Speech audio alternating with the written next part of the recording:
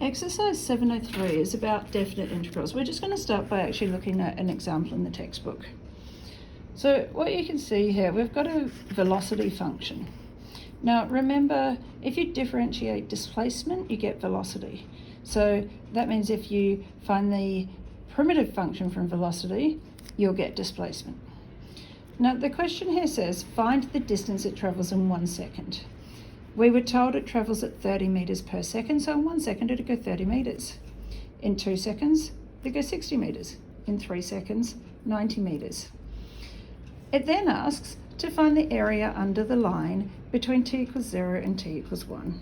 So width 1, height 30, 1 times 30 is 30, which is the same answer that we got there.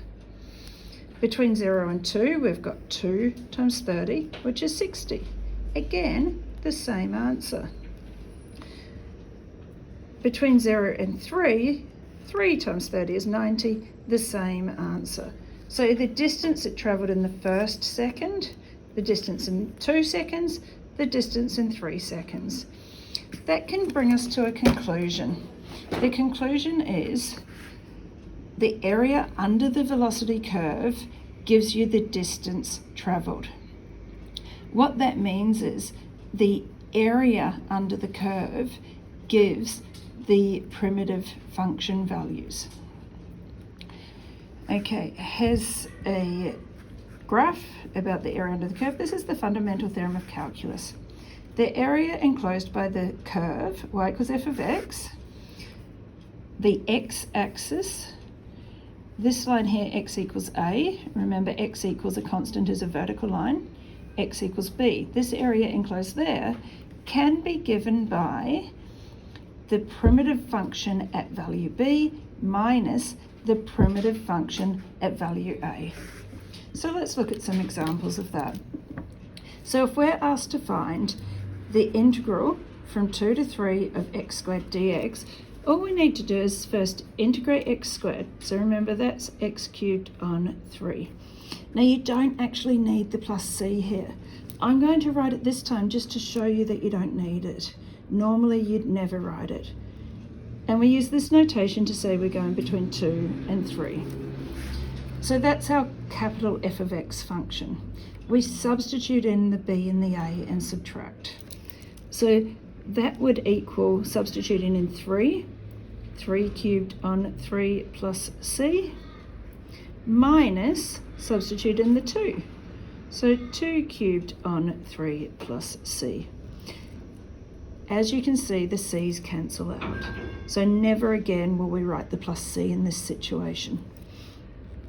We've now got 27 on 3 minus 8 on 3, which equals 19 on 3 meters, maybe, units squared.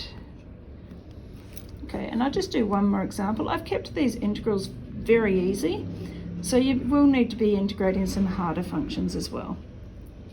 Now, there's a reason why I'm doing this particular question and why I've drawn these axes over here. So let's do it. So first of all, we integrate. So x to the 4 over 4, and that is between -7 and 7. We substitute in 7, so 7 to the 4 over 4, minus, substitute in the -7. Now, -7 to the 4 is the same as 7 to the 4, so that equals 0. The reason for that, this is a cubic function. The function looks a little bit like this. We've got the area from -7 to 7. So we've got this area and that area. Areas under the curve are negative.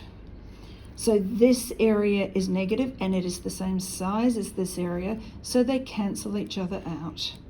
If you're just doing a definite integral, it's fine for your answer to be 0.